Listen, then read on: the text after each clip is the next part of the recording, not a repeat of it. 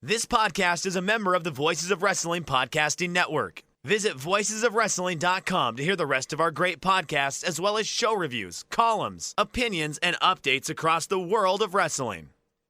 Here we go!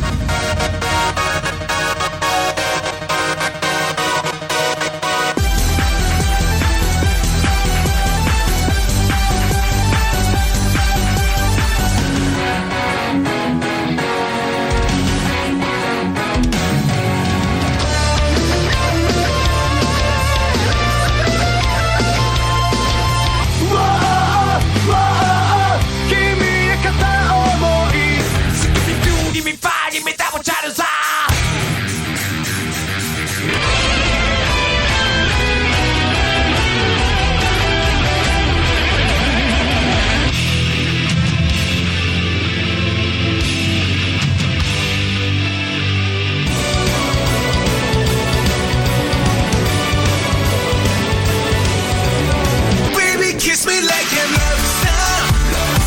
So I'm gonna call me.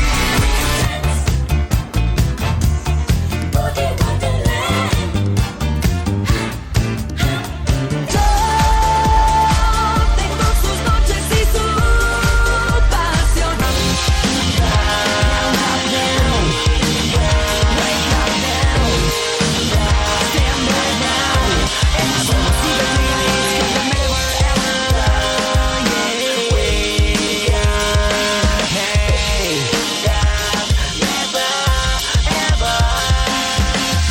You're listening to the Emerald FlowShow on the Voices of Wrestling Podcast Network. Welcome to the 7th episode of the Emerald FlowShow. We're part of the Voices of Wrestling Podcasting Network. You can follow us on all major podcast apps. And finally, after some technical difficulties, we're finally on Amazon Music. And if you follow us on Apple's podcasts, give us a 5-star rating and leave a review. And if you're so inclined, you can go to voicesofwrestling.com/donate and donate to our show. Any donations you make would be greatly appreciated. Paul, how are you doing? Yeah, doing pretty okay. Really busy at work right now, and I literally woke up like 5 minutes ago, so that's how I'm doing right now, just still digesting the news that came out overnight. Yes, and that's right, on Dynamite tonight. Nosawa Rongai came out and met with Tony Khan. Yeah, Tony Khan has bought Noah now. And Kazuyuki Fujita will be facing Hangman Page at Double or Nothing. I hope Hangman is ready to just get rolled up like a baby and pinned and get pulled up from the pin and then soccer kicked and then pinned for real. But seriously, folks, we do have a little bit of breaking news. Just as we were coming to record, we got our first match for the Jumbo Tsuruta 23rd anniversary of his passing show on May 31st. So we've got Suwama and Yuji Nagata will be teaming up to take on Taichi and Taka Michinoku. Paul, I'm a little confused on who do you think will be doing the job here? Yeah, I don't know. I mean, seems like an interesting match on paper at least. So that's nice. But I mean, I guess Taka's probably like gonna take a fall here, I guess. Yeah, and also announced Stan Hansen will be coming to Japan for the first time in several years since the pandemic started to make an appearance at that show. That's gonna be really cool as well. Yeah, he's always over there. And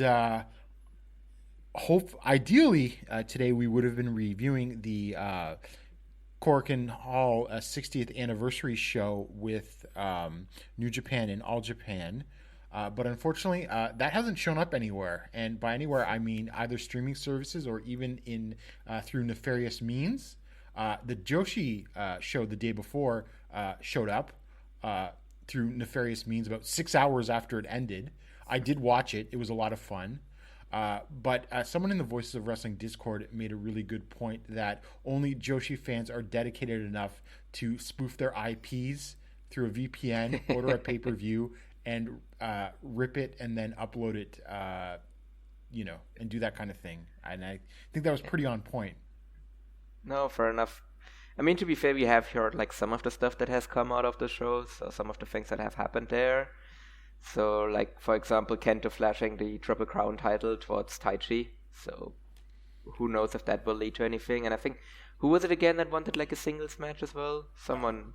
Was it Shingo and Yuma, or Yuma wanted to face Shingo and Naito, I think, maybe? Yeah, something like that. I mean, that would be really cool too. So who knows if that is just guys shooting their own angles, or if those are actual like plans they might have for some show down the line. Now, it is airing on Samurai TV in early May, I believe, but people think that show might be clipped. I'm not sure how long it ran because the Joshi show was like almost 6 hours. So I don't know if we're going to get the full version of that, but hopefully we can find it and at least give a little mini review at some point. It'll turn up eventually. Like, I assume that the moment the clip version hits Samurai, it will become available somewhere. Right. And so this is a perfect time to record also because we've got a lot to talk about with the Champion Carnival. We're in the middle. We've hit just over the halfway point of the tournament, and the tournament doesn't get underway again until April 23rd. So there's a lot to catch up on. And Paul, I just want to get your sort of initial thoughts of the tournament so far at the halfway point. Yeah, I think it's been a really, really strong tournament so far. I don't think there's really been anything super blow away, but I think every match has been good. Like, I'm really struggling to think of any match that was bad in the tournament. I think even the guys in the tournament that people thought were like the weaker workers, like they've all over-delivered. Like, I think Kuma Arashi, has delivered really, really well in the tournament. I think Yoshitatsu has been really, really good throughout the tournament. And everyone that you would have expected to be good has been really good. So I think this tournament is kind of perfectly positioned to kind of really deliver in a big way down the line, because that's the way the Champion Carnival generally has been booked in the last couple of years. It's that you start off with a really hot night, as it did this year as well, and then it kind of just flattens out a little bit afterwards, and then it just peaks kind of at the end. So I expect that to happen here as well. And given that the standard kind of in this kind of flattening period that we're in right now is still really good, I think that gives me really high hopes for the end of the tournament. Right. And I'm going to have to apologize to Kuma Arashi. I said I thought he would be the weak link in the tournament. I was wrong. He's working really, really hard for reasons that I think we'll get into later that I think are kind of clear. And Yoshitatsu has been good, decent to good as well. Nothing obviously, like you said, blow away, but they are, carrying their weight for sure. Yeah, no. So I think I'm really happy with the field. I think so far, who would you say is like your MVP of the tournament so far? For me, that has to be Takuya Nomura, who obviously also has the advantage of having like all fresh matchups. Yeah, I agree. Takuya Nomura is my MVP so far for sure. Yeah, I mean, he only has one match left, right, in the tournament, so we're not even going to see him really in the second half until we get to the final nights. Right, yeah, and I think it's pretty clear that he's not making the finals unless they do some really like crazy booking on the last couple of nights. No. But we'll get into all that. So we start on April 9th, the first night, at Osaka Edion Arena number 2. And so the first match of the tournament was in the B block when Takuya Nomura beat Yoshitatsu in 9 minutes and 45 seconds with a ground Cobra twist. Yeah, I mean, this was decent. I mean, I think it was the weakest Nomura match. Like Yoshitatsu actually controlled most of the match, and then Nomura just got a ground Cobra twist out of nowhere for the win. But, it was fine. Yeah, well, it was perfectly acceptable match. I do think, though, that also kind of already showed that Yoshitatsu kind of came with his working boots on, because I think this was definitely already shown that, like, it was an above average Yoshitatsu match, basically. So I think that already, like, kind of established it really well, like, the way he was going to work in this tournament. And the second Carnival match of the show, we had T-Hawk defeating Ryuki Honda in 7 minutes and 17 seconds with a cradle. I thought this was really good until the end lost me. Basically, T-Hawk no-sold Honda's finisher, the final event, and then just like cradled him right after for the win in the flash pin. I thought that was a really like deflating ending, but there was some good stuff earlier on in the match. Yeah, I actually would have liked the ending more if he didn't like no-sold like the finisher of Honda. But I did like that they somewhat protected Honda with the finish, because he did just get pinned with like a flash pin, and like he didn't like properly, like it felt like a banana peel win for T-Hawk. So I think it somewhat protected Honda as well, and it still kind of put him over in a way. And like, yeah, I think it just like from that angle, I think the finish was done well.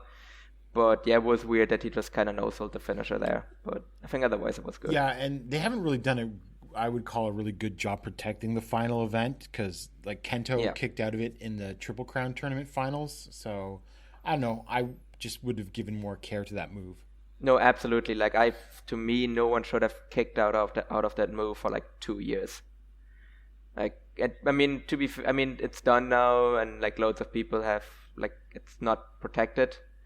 But I think really what they should have done, especially if they want to build up Honda as this kind of like big bruiser monster, then yeah, his finisher should just be death. No one should be able to kick out of it. Next we had in the A block, Shigehiro Irie defeated Shuji Ishikawa in 11 minutes and 33 seconds via referee stop. This was awesome. They went at it hard. There was like shoot headbutts. And then, Irie got like Ishikawa in the sleeper. Ishikawa was fighting out. And then Irie was doing the elbows to the neck and head, and the ref stopped it. That's Irie's second straight win over Ishikawa in a singles match. So it's very nice of the Booker man to put Irie over twice in a row, and I thought this was actually the best match of the show. Yep, I agree. That was awesome. I think Irie is probably my second MVP after Nomura, and we'll see how that develops as well, kind of, as he has more matches in the tournament as well. So I think he's done really, really well. And Ishikawa also, like, they just both matched up really, really well in this match. So, yeah, tremendous performance by both men. And yeah, as I said, that was the match of the night for night one. And then the A block, Shotaro Ashino defeated Jake Lee in 6 minutes and 29 seconds with the ankle lock. It was fine for what it was. Lee coming in, doing his laugh that he does. Your mileage may vary on what you think of Jake Lee's heel laugh. And then sort of like Ashino came back at the end with some suplexes, got the ankle lock.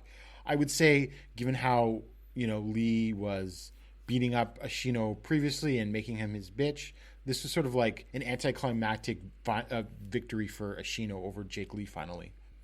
Yeah, I'm not really certain about this one. To me, that was probably the weakest match of the first night. Like, it wasn't bad, but it was also just kind of okay, and it was weirdly short as well. So, as I said, like, Ashino finally gets a win over Jake, and it's in 6 minutes, and just match. Like, it was just a match. So, yeah, I don't know what that really means, or if that means anything, that they don't really see any value in, a long-term Jake Lee-Ashino feud, so they just gave Ashino the win here. Or Jake Lee's going to get another win over Ashino shortly. Yeah, that might be an option as well. Yeah, I don't know.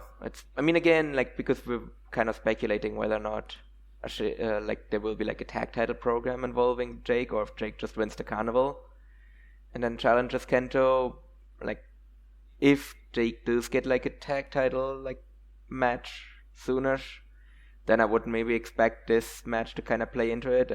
But if he doesn't, then yeah, it just kind of feels like a bit of a waste. Yeah.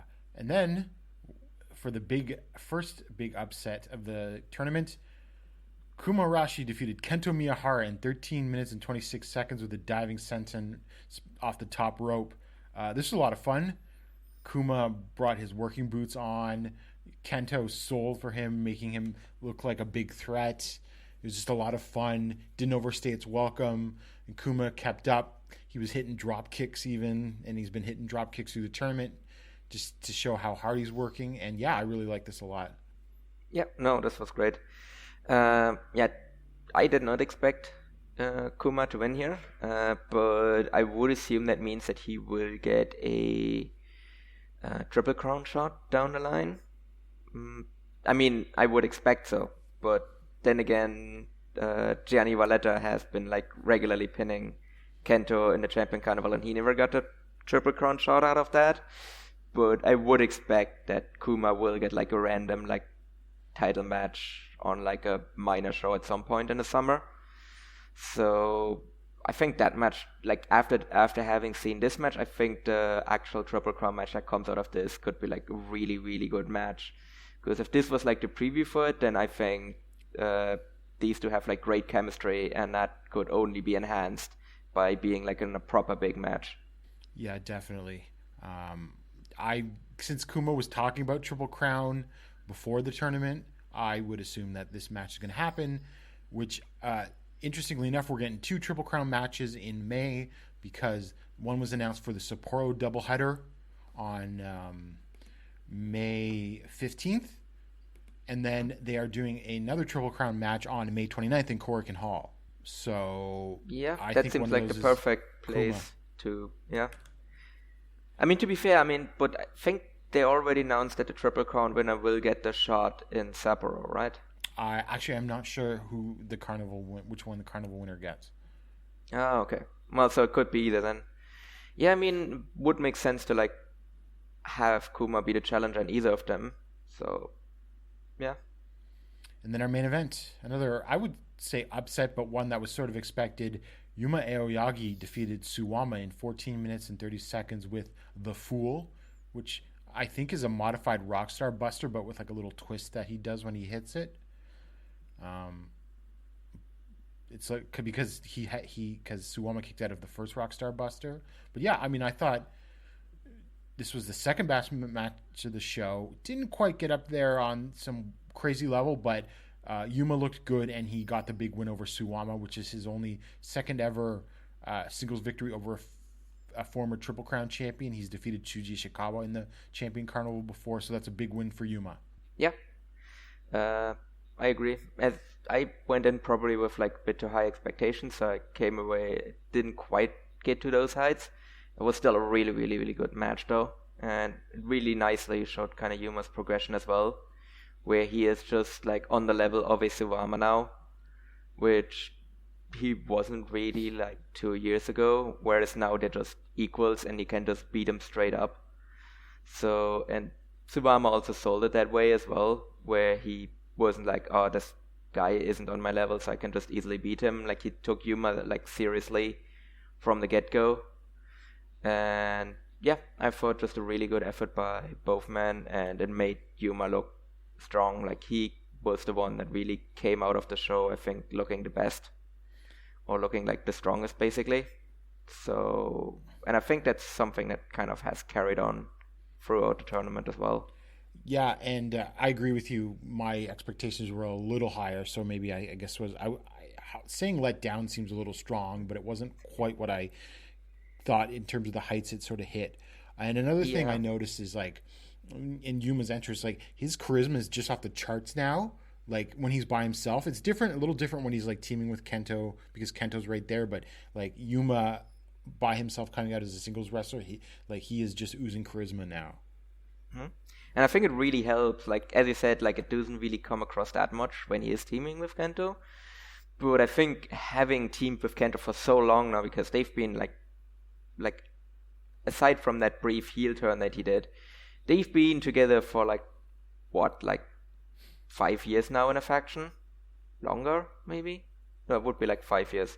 So I think, like, you just kind of, like, learn some stuff from Kento, and, like, it somewhat rubs off on you as well. And as you gain more confidence, which Yuma very clearly has, like, now his charisma has like really come out in a really big way. And yeah, I like ever more so, like I was already confident that he was going to be a Triple Crown champion, but I think like having watched him so far in this tournament, like now I think it's just a matter of time until he wins that title. Oh yeah, for sure. I mean, it could be as early as this year, but we will see. Yeah.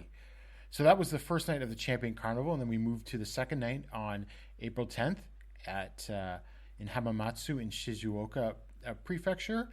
And the first Carnival match of the show was in the A block, where we saw Shuji Ishikawa defeating T-Hawk in 9 minutes and 43 seconds with the air scissors drop, is what the move is called, but it's like a Thez press basically, where he just holds you down and for the pin. Yeah, I mean, I thought this was kind of good, and the finish was another like sort of flash pin out of nowhere. Now it sort of makes sense because of how large Ishikawa is compared to someone like T-Hawk. I guess it sort of met my expectations. I mean, it was like a 3 1/4 match, solid work, but then just the finish came out of nowhere. Yeah. I don't really have anything else to say about this match either. Like it felt like just a match, and then the finish came out of nowhere. So yeah, it's not really all that much you can say about this one. It was a match. Yeah. And the next match in the B block, speaking of great matches, Takuya Nomura defeated Yuma Aoyagi in 11 minutes with a dragon suplex hold. What a banger. No more, the match against Yoshitachi was good, but this is really we're getting into the Nomura zone here with this one. It's just awesome. Yeah, no, this was great. I think this was also the first match, either singles or tag, that they've had against each other. I'm trying to think if they've ever would have faced each other. If they did, it would have been in a 6-man. I was going through Nomura's All Japan records, and basically before this carnival, it was all tag and 6-man matches on that were on the first couple of matches of the shows on the undercard. Okay. Yeah. So this was tremendous. As I said, this really kind of showed the level of worker that Nomura actually is. And I think he worked really, really well with Yuma, and I hope they bring Nomura back going forward as well. Also as a guy that can work singles matches as well. I think I hope he's in the Champion Carnival again next year, just so that they can run this match back, so we can get the rematch and everything. So because I thought this match was really, really good, and I would love to see it again. Yeah, I mean, I believe he is challenging with Fuminori Abe, the Astronauts. They're challenging Okami, which is Hideyoshi Kamitani and Daichi Hashimoto on May 5th for the Big Japan tag titles. So if they don't win those, and I don't think they're going to, although I don't really have a good feel for Big Japan booking right now. But yeah, no, maybe Nomura could pick up some more All Japan shots. Yeah. I mean, the Big Japan tag division has kind of been built around Astronauts for the last little while. So I wouldn't be shocked if they just win them right back. But I also think there's a chance, as you said, that they don't win the match, and that would kind of free up both Abe and Nomura to pick up more shots elsewhere as well, which I'm all in favor of. And then in the main event of the show in the B block, Kento Miyahara and Suwama had a time limit draw at 30 minutes. Sort of interesting that the top 2 stars of the company after night 2 have no victories. This is a Kento versus Suwama match. Certainly not on their upper tier. I thought it was better than their 10-minute match that they had in the Triple Crown tournament back in January. But I mean, it was obvious quite early on what they were doing, because Suwama was doing mat work. And when, Suwama starts doing mat work at the beginning of the match, this one's going long. But I mean, it was good, 3 1/4, 3.5. But, although I saw some people who liked this a lot more than I did. So your mileage may vary. Yeah, I thought this was a pretty good match. As I said, it was definitely a lot better than the match they had in the Triple Crown tournament at the beginning of the year. Again, at this point where we're at with kind of Suwama versus Kento is that it's kind of one of those feuds where they just play the hits, basically, because they have had so many matches against each other that it's probably kind of hard for them to come up with anything new, really.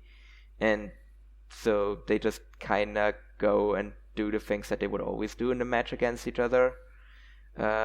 I did like the finishing sequence, though. There was some nice urgency in there from both men, as it became clear that they were going to go the distance or get close to it at least.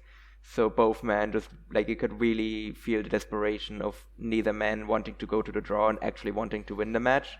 So I really, really liked that part of the match. And then, but yeah, otherwise, it seemed pretty clear at the beginning that they were stalling for time because they were going to go long, which I think hurt the match a little.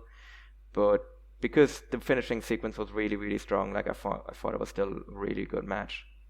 Okay, and then we go to night 3, which was on April 11th at Corkin Hall. This was a Monday night, so I wouldn't panic at only 430 fans on a Monday night in Corkin Hall, not on a holiday. Because I think New Japan's still doing some pretty dismal Corkin Hall weeknight numbers too, even though things are opening up more. So I think everyone is. Like, I think no one is actually able to sell tickets for like weekday Corkins right now. yeah, no, yeah. If you look at the New Japan shows that are doing well in Corkin, they're on the weekends and they have something big to them. So even they're still in the doldrums on the weeknights when it's just another bazillion tags between Chaos and LIJ and that kind of thing. Yeah, I mean, everyone just kind of needs to stop running Corkin during the weekdays for like, I don't know, 6 months, and then maybe you'll be able to like draw there again, because that building is just completely and utterly burned out. Like, it's burned to cinders at this point.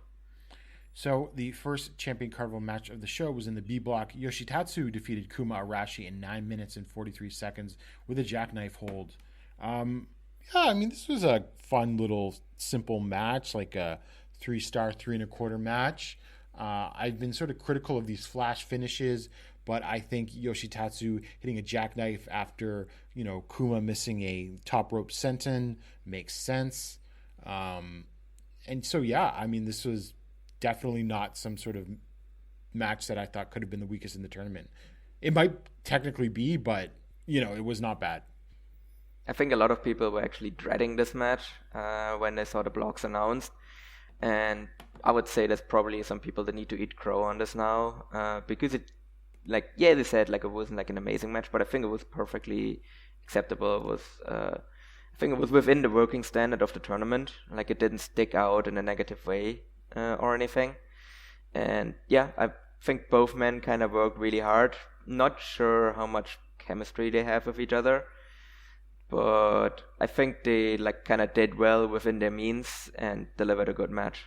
Yeah, and it was under 10 minutes too, right? So yeah, exactly. Didn't overstay its welcome or anything like that. Like, they came in, they did their stuff, and then they went out like on time, and it was good.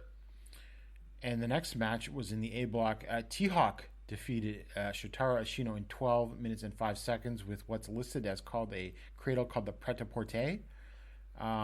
This was really good until the finish was just another like T-Hawk roll-up, which was getting sort of glaring at this point with the number of roll-ups that this tournament has had, especially with T-Hawk. But I thought this was really great work until till the finish. And one thing I noticed is that it's really cool when Ashino gets to actually throw around wrestlers that are smaller than him, because his suplexes look even more impressive. I mean, it's cool when he manages to throw around wrestlers bigger than him, but like the amount of air that T-Hawk was getting on some of those suplexes was great. Yeah, the one thing that is probably kind of confusing for me so far in the tournament is T-Hawk's booking. Because as you said, he has these like great matches and then he just wins on a flash pin. So I'm not sure if that is like, because that's just how he wins his matches. Like, I'm not sure if that is like supposed to like lead anywhere, or if there's like a reason why he's booked this way. So it's just very odd. Like, I can't really put my finger on it. So, but I mean, we've talked about before where like T-Hawk feels kind of weirdly lost in the booking and like every promotion that he's in, and kind of feels like that here, where he's given a lot in the matches, but then he's not really allowed to like win it in a proper way. Yep. T-Hawk doesn't even get to team with Shima in Shima's 25th anniversary match. Yeah, he gets the team with Shingo, which, now that, talking about like massive surprises coming out, like, who cares about an AEW New Japan joint show? Let's talk about the fact that Shima and Shingo are like teaming together, despite the fact that they hate each other based on like all reports that I've gotten. Yeah, but it's just sort of more proof that T-Hawk is not, I think, top of priority right now. No, he's not at all. Like, that's, yeah, I think we talked about this as well when we did the preview. It's like he's just completely lost in the shuffle. Like, he probably would actually benefit from like leaving Strong Hearts, or might even have to leave Great just to like, I don't know, rebuild himself and like kind of become his own man. Right, I don't think he's leaving Great. I think no, he's not. Things are actually looking pretty good in the company overall, but yeah, he is getting lost in the shuffle. Yeah, and then this is match, like I said, like this match just kind of felt emblematic of it, where it's just like great performance, but like weird booking that just doesn't really help Tia Hawk in any way. But I guess at least it protected Ashino. Again, same with Honda, where like, yeah, I don't know, they get protected in the finish here, but they only get protected in finishes against Tia Hawk. Right. And then next match after this, Suwama in the B block. Suwama defeated Takuya Nomura in 11 minutes and 9 seconds with a lariat. And this was another awesome Nomura performance. You know, Nomura came in there, grappled with Suwama. Suwama didn't take him seriously at first, but Nomura showed his chops. And then it just escalated from there. Great finish where Suwama just hits a stiff-ass lariat. You think Nomura is KO'd, but Nomura gets back up, and then Suwama just levels him with another lariat that left a mark if you saw some of the pictures that Nomura tweeted out. And and then he pinned him. It's just another great match. And this was something I had listed on one of my most eagerly anticipated matches, because I thought, I think these two can actually have a bit of a banger, and they went out there and did. Yep, I agree. It's like especially that lariat at the finish. I mean, you talked about it, like how stiff it was, but like it was just like it was legitimately one of the stiffest lariats I've ever seen, which I think that's saying something. Like, if given how stiff lariats can be in like Japanese wrestling, like this was like a top level stiff lariat. And yeah, as you mentioned as well, like the Nomura's face was just completely swollen up afterwards. Like he just took that right on his cheek, and yeah, just swelled up massively. As I said, yeah, this was a great match. I think this was my match of the tournament up until this point. I don't think it's still my match of the tournament, because we'll talk about that one a little bit later. But like regardless, like this really established Nomura as kind of like the kind of MVP of the tournament for me, and then he just has kind of kept up that level of work since this match as well. So yeah, just tremendous effort. Yeah, and then the main event of the show, Jake Lee defeated Shuji Ishikawa in 22 minutes and 43 seconds with the D4C. I think I might be the high man on this. I really got into this by the end. I know there were some sort of slow and a little plotting parts in the middle and stuff, but I thought Jake actually carried himself quite well in this match, and the last few minutes were pretty good. Yeah, I think generally Jake has kind of been doing pretty well in the tournament. I think he's also become a lot better at like working heel as well, so that definitely helps too. But yeah, I think at some points this match was like lacking a little bit in urgency, so that hurt it for me. But I think it was a good match overall. But I think also what hurt it for me as well is that it came after Suwama versus Nomura, which to me was just like a better match all around. So yeah, I think probably if I watched this one in a vacuum, I'd probably come away liking it a lot more than I did in real time, just still coming off the glow from Suwama versus Nomura. Yeah, absolutely. The placement did not help, and given how much the previous match was a banger. And so we go to night 4 on April 13th at Yokohama at the Horogaya Public Hall. The first carnival match of that show was in the A block, where Shotaro Ashino defeated Ryuki Hana in 9 minutes and 40 seconds with the ankle hold. Good match, not as good as their last man standing match at Oda Ward Gym, but good. And I thought, Ashino sort of told the story here that he had finally sort of won the rubber match against against Honda and put him away. Honda looked good here and he got some stuff, but I felt like this was a pretty definitive win for Ashino to sort of, move on from their feud. Yeah, it was definitely a feud, and it wasn't where the feud peaked, because that was obviously the last man standing match, and then this one was just kind of the match that ended the feud definitively.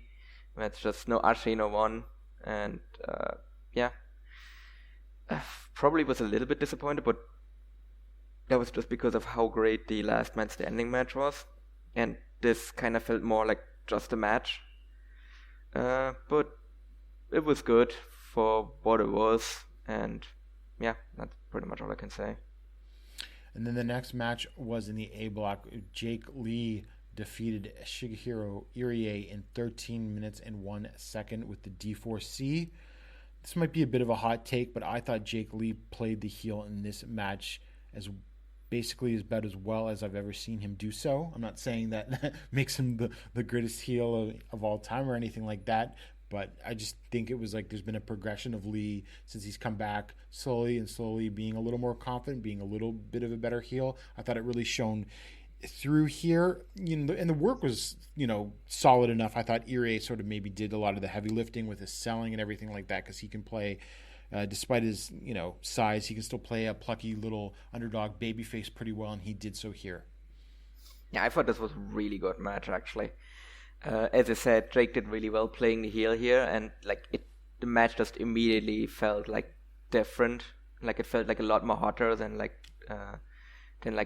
Jake's previous matches, simply because of Jake kind of height shaming Irie at the beginning of the match, where he's just looking straight over his head and just pretending not to see him because he's just so much taller than Irie, and Irie just getting pissed off and just laying into Jake at the beginning of the match, and then just kind of keeping up that higher pace.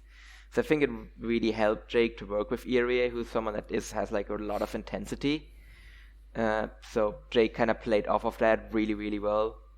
And yeah, I think this was my favorite Jake match in the tournament so far. And maybe he will have a better performance in this, but if he has, then that will be an absolutely amazing match, because this was really, really good and his best performance by far. So yeah, no, I came away really, really positive from this match. Yeah, I think it's a good sign of where maybe Jake will be by the time the tournament is over. And so we go to the main event in the B block. My most eagerly awaited match of the tournament, Kento Miyahara defeated Takuya Nomura in 16 minutes and 3 seconds with the shutdown German suplex hold. This was as awesome as you expected. Just great work from both men. And great selling from Kento, some intensity from Nomura going after Kento's left arm that got, actually, there was a point where Nomura reversed a move into a cross arm breaker in the sort of closing stretch of the match that got some audible gasps from the crowd, but then Miyahara fought back and got the win. This was just awesome, what I expected. If anything else, I wish this had gone another 10 minutes. Yeah, this was great. I think I went 4.25 on this match. This was really tremendous work, and by far and away the best match in the tournament so far. Absolutely. Yeah, I mean, and as you said, for me as well, this was my most anticipated match in the entire tournament, and it just delivered at an extremely high level. These are two elite level workers. Kento is one of the top 5 best wrestlers in the world right now, and Takuya Nomura isn't that far behind. So obviously, I went in with extremely high expectations, and it actually managed to fulfill it, which I'm very, very happy about, because there was definitely a chance it just being kind of in the middle of the carnival, in also not that big of a venue, that they were just kind of going to go out there and just kind of have a match. But no, this really felt like both men kind of knew that they are two great workers, and that they wanted to show it off now that they finally got a chance to have a singles match against each other. So I thought this was tremendous, and every other match in the carnival, this is the standard that they will have to live up to be a great Champion Carnival match this year. Yeah, and I mean, talking about working in front of a small crowd, these, obviously Nomura has plenty of stiff strikes, but at the end of the day, they're not two guys that are constantly dropping people or themselves on their heads, right? So they can work a really smart match, which they did here with the arm work and everything, and still make it incredibly compelling. Yeah.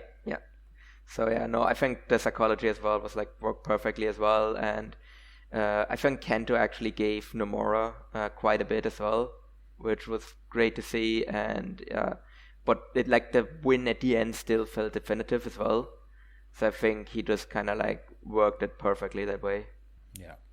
And then so we go to the 5th and final night of the tournament so far. That was on April 15th at Shinkiba First Ring. And in the first Carnival match of the show, in the A block, Shigehiro Irie defeated Ryuki Honda in 10 minutes and 8 seconds with his sort of, it's called the flying headbutt, but it's not a flying headbutt off the top rope. It's like he runs at you and then dives headfirst at you. It's like Ilya's Torpedo Moscow. Yeah. And so, yeah, I mean, I thought this was good. Maybe not quite what I was expecting from these two, but they sort of did lay into each other a bit. And then Irie just sort of, powered up and won. Yeah, I feel like this, like the Shankiba show to me has been like the weakest of the tournament so far. Yeah. Because every match on this show just feels like a match, and this was one of them. I mean, what I will say is that it actually made me look forward to like sometime down the future when Irie and Honda will have like another singles match, because this was like a first good effort. But yeah, it was also just kind of there.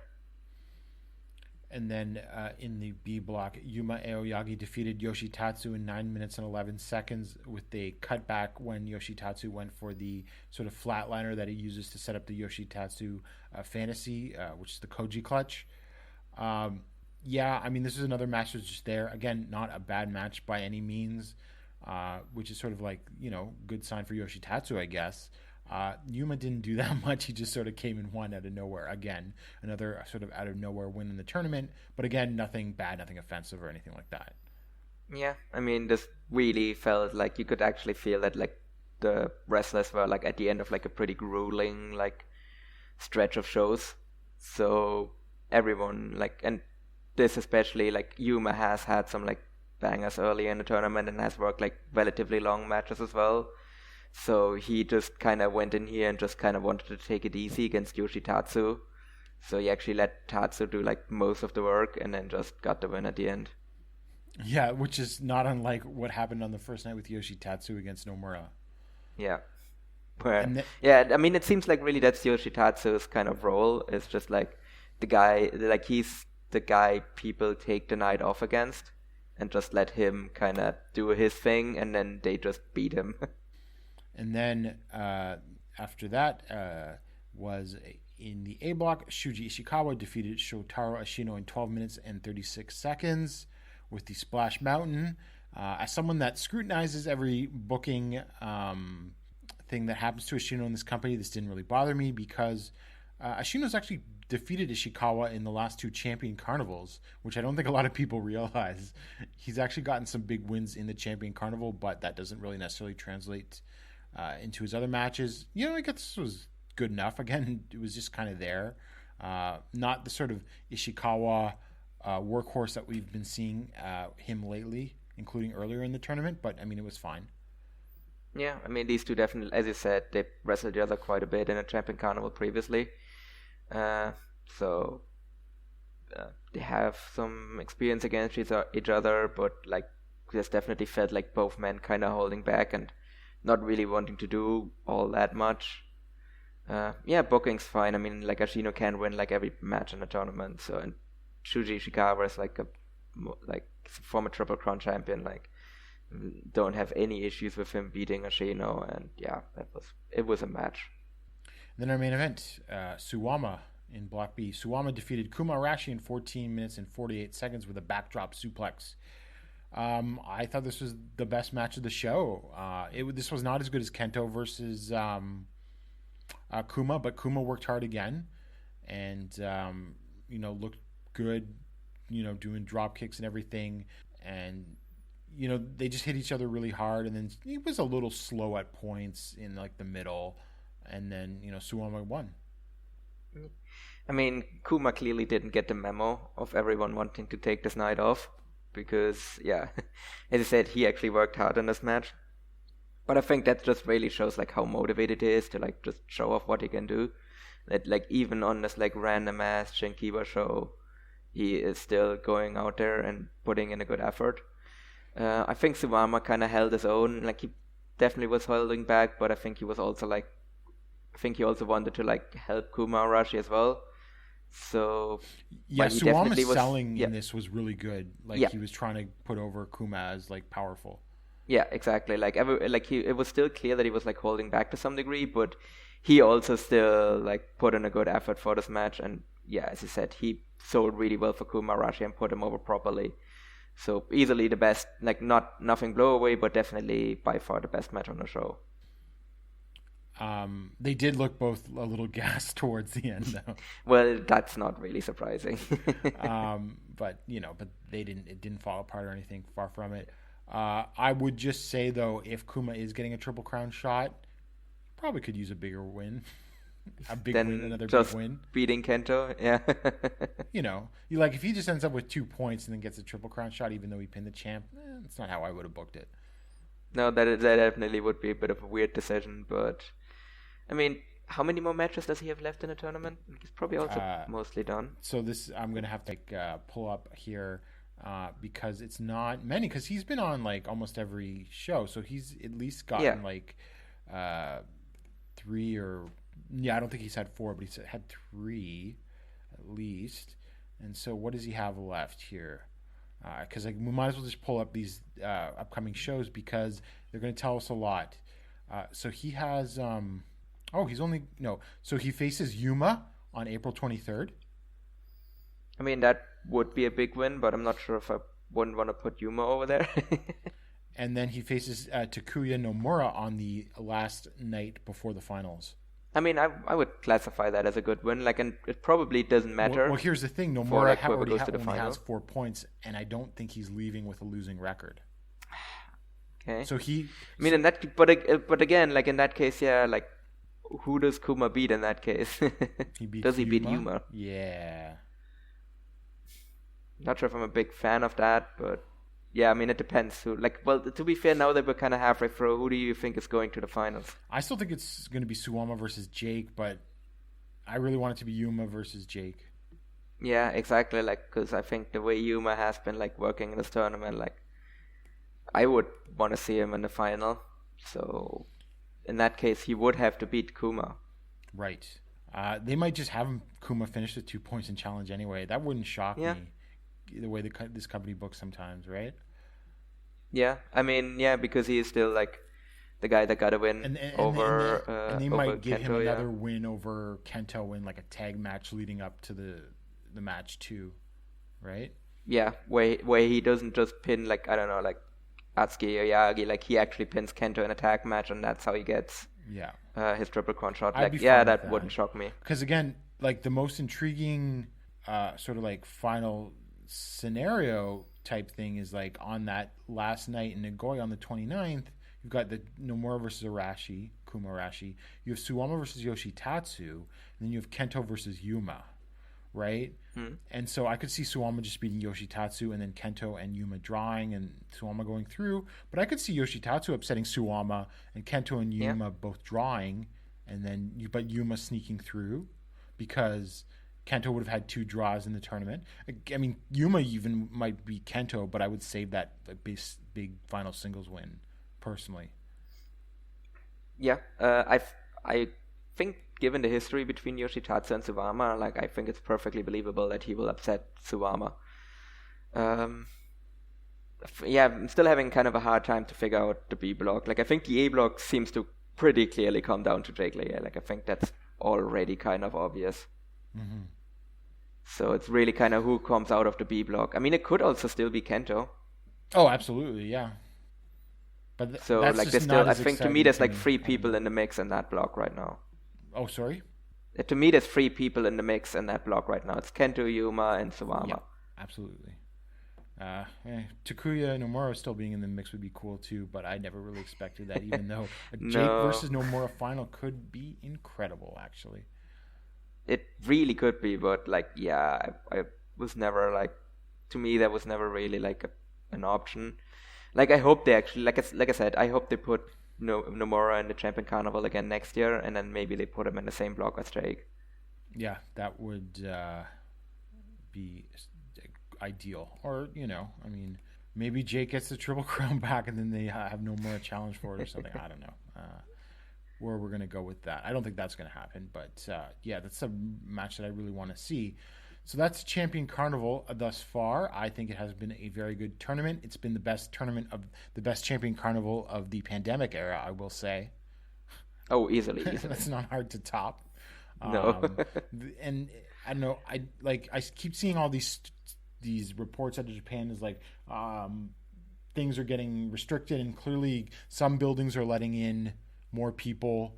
I mean, that All Japan New Japan show had 1,500 in Korakuen, which to me means that they have opened up all the seats, but I don't think they're allowing the standing seats up on the balcony right now. That seems to be the case. Yeah, they also still have a socially distanced sections as well, where like it is for people that don't want to sit directly next to someone else.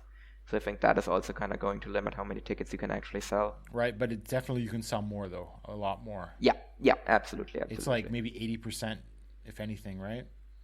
Yeah, I think that's probably like a realistic expectation. But again, that this is like a building by building thing as well. So that like I think from what I understand, like makes it buildings so owned by hard. the cities are a little more cautious. Yeah, exactly. Like because so many buildings are owned by the municipality, and then it depends kind of on the like municipal government how cautious they are and how many tickets they're willing to sell. And yeah, unless you know how each like government of each city in Japan is, which good luck. And like it gets really hard to actually get a good read on like some of these ticket sales. And I think crowds are getting a little louder too. They're more willing to make some noise at times. Yeah, I mean you can like I think also what it seems to be is as well that like outside you're probably like a lot more like allowed to like make noise, because I actually watched a Hardhead actually uploaded a tag match that they did where they ran a show in like some like minor league baseball park. Basically they just had like a ring in the middle of the field and then had some seats around it. Like they didn't like, but like people at that show were making noise because it was outside. Mm-hmm. Like there were like actual crowd calls and everything at that show. So that I think might be also something that maybe some promotions are going to look into for the summer, if people still aren't allowed to make noise inside, that they might run more shows outside as well, just so that people are like allowed to make noise. For sure. I'm sure has New Japan announced another like stadium shows this summer? I'm not sure. I don't think they have yet, but I don't think they've really announced like venues for the G1 yet, I think. So they have announced that the G1 is like back in summer, but I don't think they've like announced where the finals are. So, I mean, I wouldn't be surprised if they like do another show in like Jingu Stadium. For sure. Well, that's the Champion Carnival. I recommend if you haven't been watching All Japan in a while, and I don't completely blame you, although I don't think it's quite as bad as some people claim. This is a good time to jump back in, for sure, I think. Right? It's easy to watch. If you just watch the tournament matches on the shows, they're quick. You know, I think the longest tournament, well, there was a 30-minute draw, but other than that, the second longest was like 22 minutes. Most of the other longer main events are like around 15, so really easy stuff to watch. Yeah. So just take the time to do it. And I think hopefully we'll get a really big, awesome final. Because really, I think if All Japan wants to get some attention, they need... Well, this is why I think Yuma should be in the finals, right? Because I think what Jake and Yuma could probably do is would get a lot of eyeballs on them and have a killer match. Yeah, I agree. I think like the final is going to be really good. And yeah, as I said, this is like the perfect time to jump into All Japan or jump back into All Japan, because they kind of like setting stuff up for the future as well in the tournament. So I think like you're kind of good, like you kind of get to know every major character in the promotion just from watching them in this tournament, and then you're kind of good to go from there to like watch the promotion going forward. I think at this moment we're in the process of trying to get people to jump back into All Japan that dropped off before we can get back people that haven't been watching it at all into it. Oh yeah, no. I mean, to be fair, they also kind of need to get back crowds as well. So I think that might be one of the reasons why they're kind of structuring it the way they are. Yeah. Because I think their first and foremost their effort is probably going to be like get people that used to go to shows that maybe have only watched through All Japan TV or through like normal TV during the pandemic to like convince them to come to shows again. For sure. I mean, people don't remember this, I think, but in 2019, before the pandemic, All Japan was the third largest drawing company in Japan, after New Japan and Dragon Gate, and they were significantly ahead of Noah. So there's people out there that were going to those shows. Yeah. And that really is like the big question, I think, for every Japanese promotion is like, what percentage of your pre-pandemic live audience is actually going to come back? Because Japan is still mainly a ticket business. Like wrestling in Japan is a ticket business, not a rights business like it is in the US. So really the main effort of Japanese promotions right now has to be to convince people to come back to the shows and actually sell out these shows when they have like full or near full capacity to sell. Right, definitely. And so with that, before we get into pro wrestling, Noah, let's get a word from our sponsor, HelloFresh. And so what is HelloFresh? Well, with HelloFresh, you get farm fresh, pre-portioned ingredients and seasonal recipes delivered right to your doorstep. Skip trips to the grocery store and count on HelloFresh to make home cooking easy, fun, and affordable. That's why it's America's #1 meal kit. HelloFresh delivers pre-portioned ingredients to your door, including farm fresh produce that arrives within a week. So you get convenience without skimping on quality. Skip the trip to the grocery store, saving you the wait in long lines and ensuring you don't waste money on any excess food. Warm yourself up from the inside out with limited time recipes inspired by cozy classics from around the world like beef tenderloin and cheese fondue or miso sesame shrimp bacon ramen. HelloFresh is 72% cheaper than a restaurant meal of the same quality, and you can save on average over $65 a month when you order HelloFresh instead of grocery shopping. That's money back in your pocket. And just seeing like all of these inflation records that we haven't seen getting hit, it's probably a really good time to lock in some HelloFresh orders before food prices keep going up for sure, right? Yeah, I think definitely like this is the time for you. Like this is the perfect time to get a saving by going through HelloFresh, because I've noticed it here as well that prices have gone up significantly, and I think that's only going to go up from here as well. Yep. So lock in those orders now, and you can do that. You can go to hellofresh.com/VOW16 and use code VOW16 for up to 16 free meals and 3 free gifts. Remember, that's hellofresh.com/VOW16 and use code VOW16 for up to 16 free meals and 3 free gifts. Remember, HelloFresh, it's America's #1 meal kit. And so we go to Pro Wrestling Noah.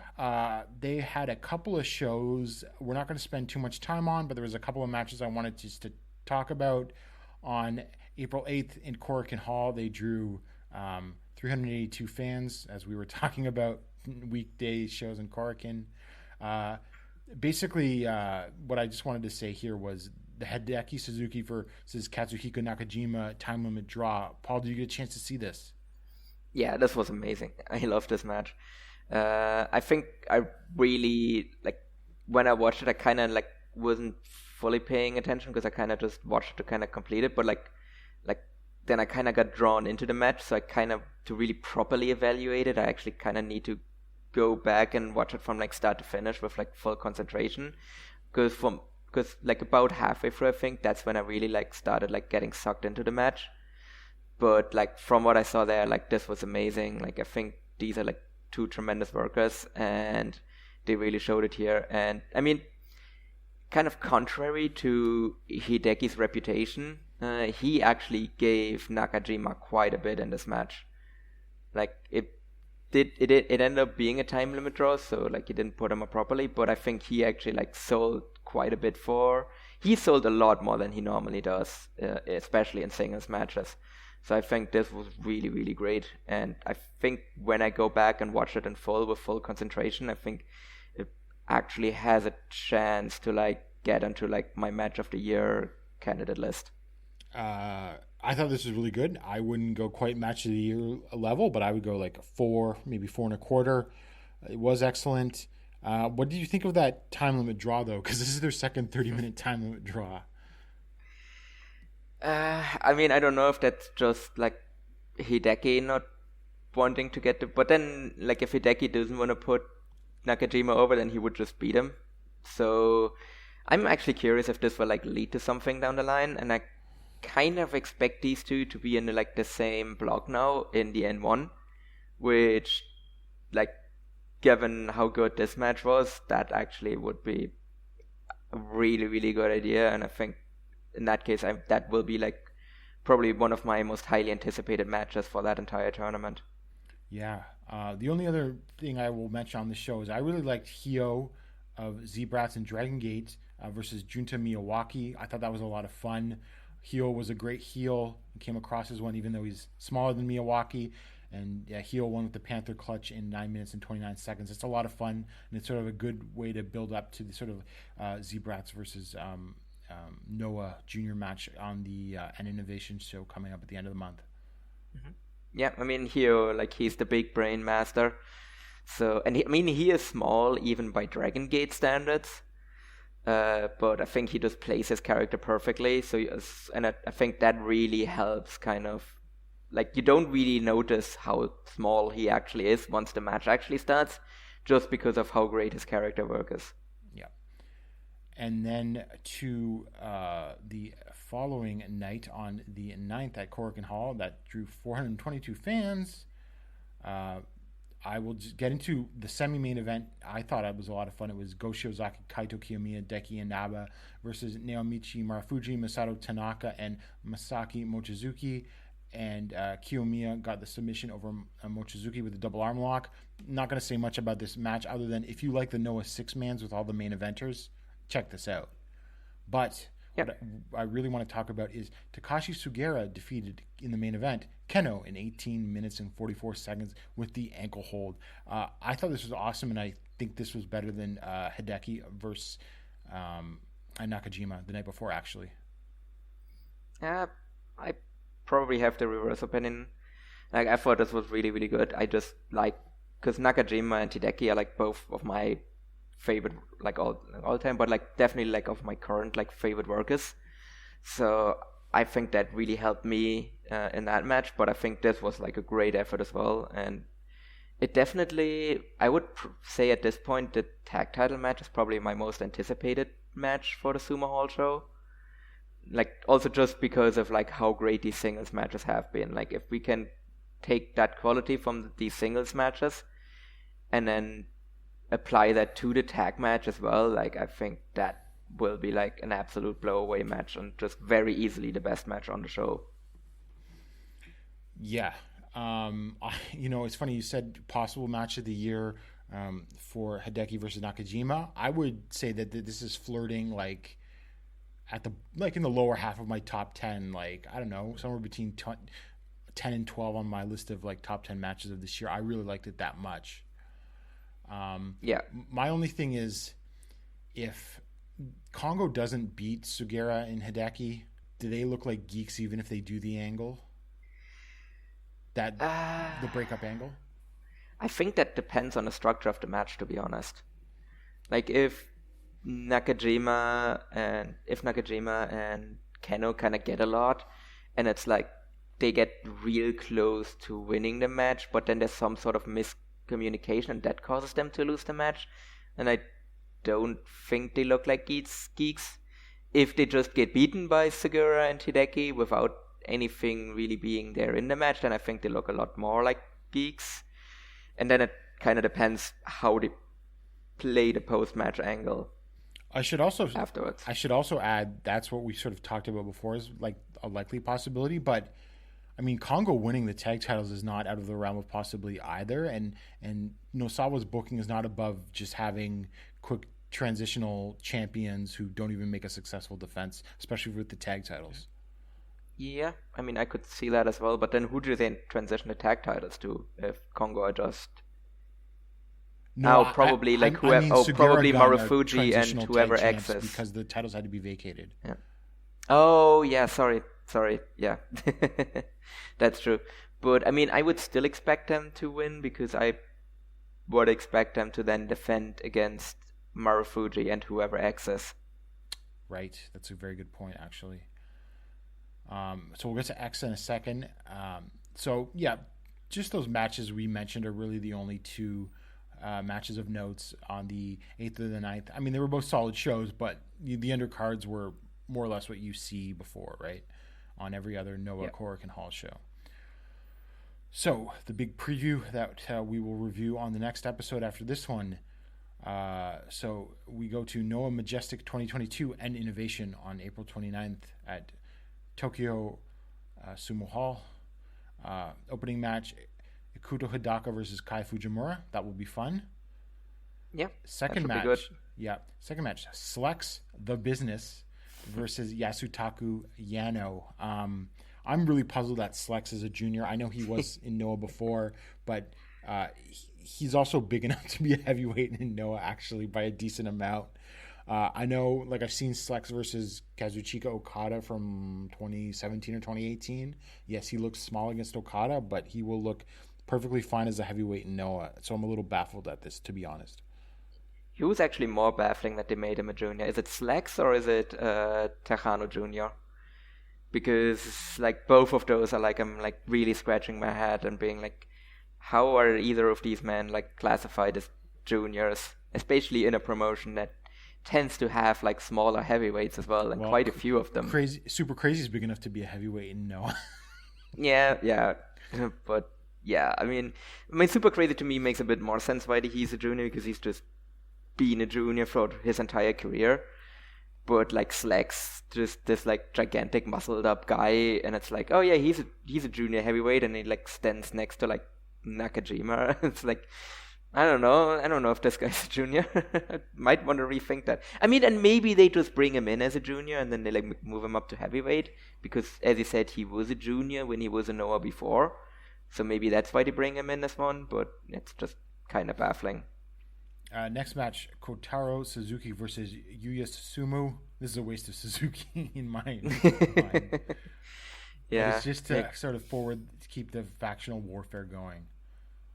Yeah, I mean, that's probably why they did that time limit draw. But like, I really hope that Suzuki is just beating Susumu in like, I don't know, 3 minutes, because I don't think anything more than that for like a Susumu singles match is not going to be great.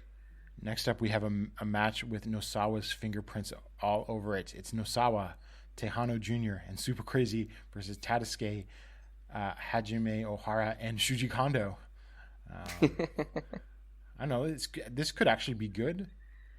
Yeah. I don't know. No, definitely could be fun. I'm surprised Kondo's coming in. I'm trying to remember the last time I've seen Tejano Jr. before, but it's been a long time. So, it definitely has been, like, when I used to watch AAA a lot more regularly before it became like a lot harder to watch the promotion. Like, I remember like being like he's like a guy that I like, used to really like. He has kind of dropped off a little bit in recent years, like, because I think he's just kind of slotted into like a certain position in AAA, and I think that has hurt his motivation a little bit. But I think he's a guy that can work really hard when motivated, and so hopefully like getting this shot in Noah like is something that helps him like regain his motivation. But again, like Slex, like it's just weird that they slot him in as a junior, because he's just, again, relatively tall and heavy, and yeah, he's like the same weight as like Kitamiya, but he's like, I think like 3 or 4 centimeters taller than Kitamiya. So yeah, I don't know. It's a weird decision. We'll see. I mean, it's just a 6-man tag, so we'll see how long that lasts. I guess we should add, it was announced, I think, like Alhio del Dr. Wagner Jr., who is definitely a heavyweight, and is it Alpha Wolf and Extreme Tiger? They're staying for 3 months, and Tejano maybe as well. It's Alhio del Dr. Wagner is staying for 3. I think Tejano's actually staying for 3 months as well. Yeah, so that should be at least good for spicing up the undercards, I would say. Yeah, definitely, I think. And that especially makes me curious what they're going to do with Tejano going forward, if they really will keep him as a junior, but it really seems that way. But I think definitely like he's a guy that can really help out the junior division as well. Like, he can be just a really good power junior, I guess. Next match, the name of this match is translated to Loser Ring Name Stripping Match. It means the name is stripped, not that they're stripping in the match. Hal versus Neo. This should be really good. I've enjoyed their feud. They've had some heated matches leading up to this, both singles and tags. And I see Hal losing, I think, because, you never know with Nosawa's booking, but I think the babyface should go over here. Yeah, I mean, and this should be a banger. They actually added an additional stipulation because it's not just that you need to change your name. It's actually both of them have put up their hair as well. So you lose your name and your hair in this match. So I think that actually adds another wrinkle to it as well. I kind of want Neo to lose this match. Yeah, as I said, I want Hao to win. Just get like the good, nice, feel-good babyface win. And yeah, I've talked about it before that I want Neo to lose because I just want him to be Hiroki, aka High 69 again. So sorry, really I misspoke and I got them mixed up, which I haven't done since they actually did the name change. I said I think Hao's losing. No, I think Neo is losing. Yeah, and we're getting High 69, aka Hiroki, back. And then, because really, what is Hao like going to change his name back to? Like, yeah, it's fine. Hao translates to Overlord in English. Which is tremendous. Like, he definitely needs to keep that. Yeah. And the next match after that, Seki Yoshioka versus Extreme Tiger. I haven't seen Extreme Tiger in years either. He's been around a long time too, so I don't know how if he's good still.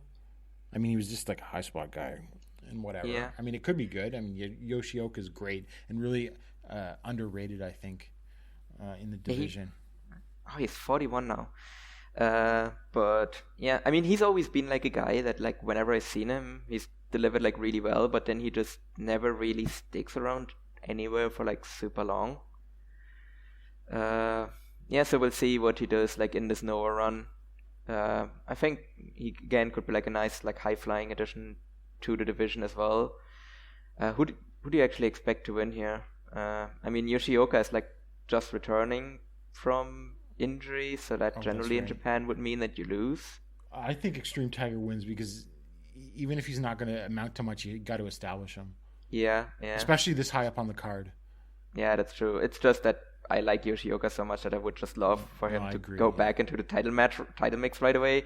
But yeah, I mean, generally in Japan, on your first match back from injury, you take the pin. And yeah, as I said, they need to establish Extreme Tiger because he just looks like a complete jabroni if he just comes into Noah and just immediately loses to Yoshioka. And next we have Noah versus Z-Brats of Dragon Gate, Daisuke Harada, Alejandro, Junta Miyawaki versus Shun Skywalker, SB Kento, and Hio. And hey, this should be a banger. I have high hopes for this one. Yeah, definitely. This should be, I think this has a really good chance to be the best match on this show, and I think it has like a low-key chance to be the best match on either of these Sumo Hall shows. I think the Z-Brats trio, all three of them are really, really good, and I like the team that Noah has put against them as well. Like, there should just be like non-stop action is basically what I expect out of this. Like, I really expect this to be kind of a classical like Dragon Gate 6-man tag match where people are just go for like 10-15 minutes, and I think this should just be like just an absurd amount of fun. And I'm curious though who wins, if the Noah team just like beats Z-Brats and just puts them in the rear view and this is just a one-off for the Sumo Hall show, or if Z-Brats wins and then maybe we'll get to see them a couple more times in Noah going forward. I was kind of leaning towards Z-Brats winning this. Yeah, I mean, I could definitely see that because I think they would be really good. Alejandro and Junta both can do a job, right? Yeah, that's true. So yeah, I think it would just be like the most straightforward thing to just have Z-Brats win this, and they get booked a bit more in Noah going forward, which I'm all in favor of. And I guess this would be a good time here, given we're talking about Dragon Gate wrestlers, to announce that Noah has a deal with, I guess, like Torimon Mexico now. Well, they have a deal with Ultimo Dragon's house in Mexico, which is technically Torimon Mexico Gym, but yes. It is probably just Ultimo Dragon's house. Yes. Yeah, because it's literally, it's called, what is it, Toriumon Mexico Casa. So it's literally just the Toriumon Mexico house. And I think he actually talked about the fact that he's not reopening his gym for like training properly. So this really just seems like Ultimo Dragon is gonna like give Noah trainees like a house to stay in while they're on excursion in North America. Right.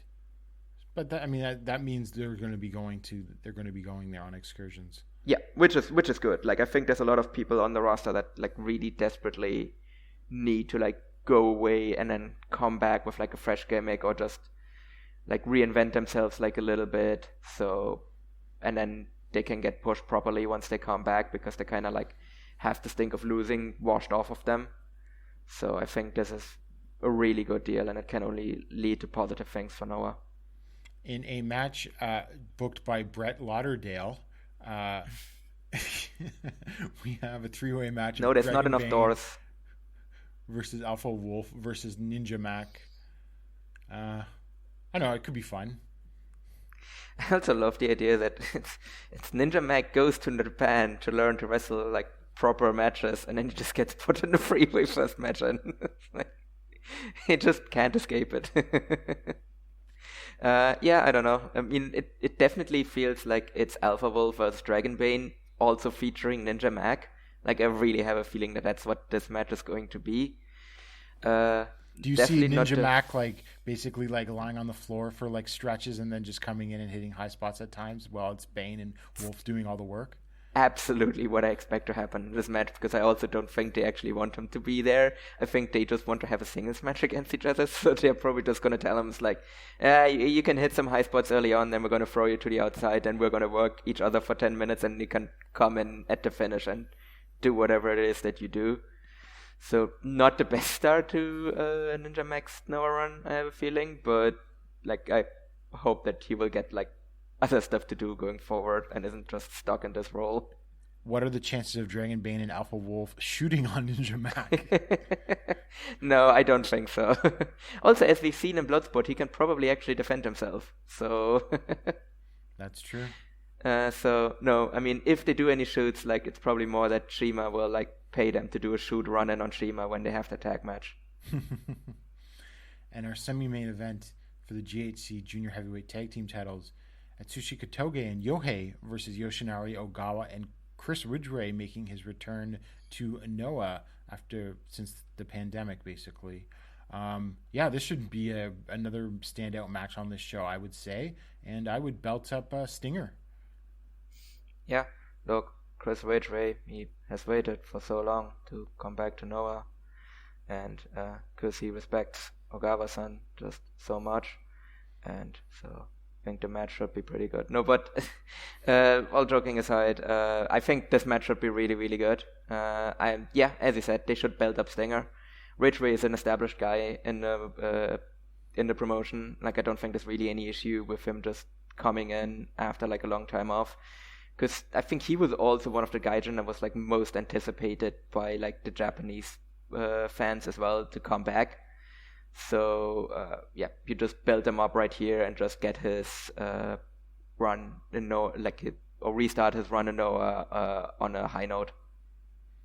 Yep, for sure. I think it will lead to fresh matchups, which the junior division needs a lot. Yeah, and I think also Ogawa and Ridgway is one of the best like junior teams they can put together in terms of like in-ring ability. Yep, for sure. And in our main event for the GHC Junior Heavyweight title, Eita versus Hayata. Yeah. I don't know what to make of this. It could be good, maybe. Could be, maybe. Eita is great. Hayata, I'm not so high on, although he's been actually not bad lately, I suppose.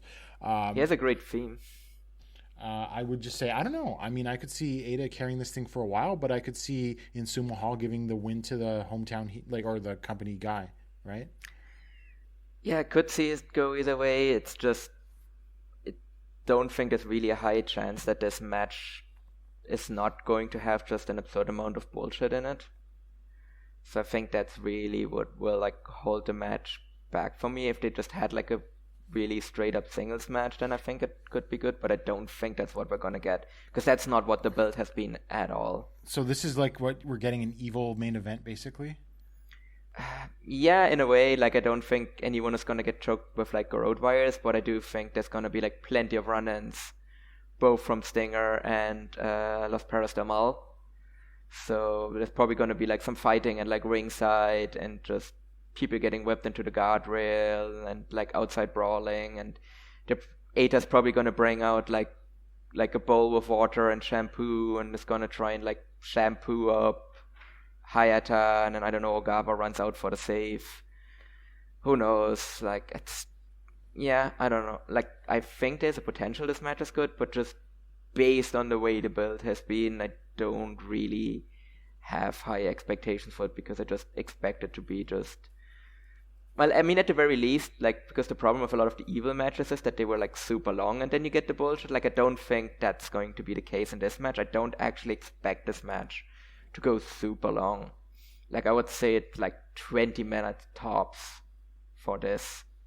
So I think that kind of limits how bad it could be. But my expectations are pretty low for this match.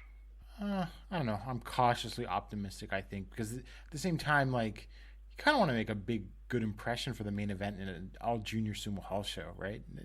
It can't be that dumb. I don't know. I mean, you would expect it, but again, like, if you just look at the way the build has been, like, that's the kind of match that they have built up with this build. Has to involve shampoo. Yeah. To build up to this match, right? And then you had the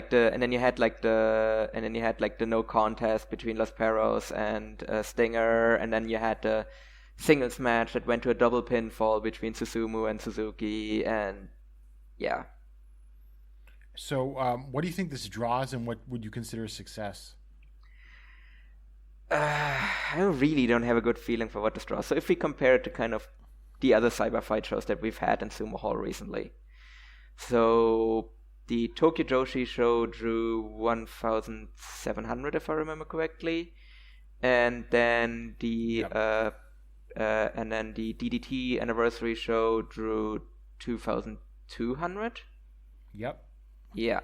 So I think for the junior show, if they draw anything less than 1,200, I think that's really bad.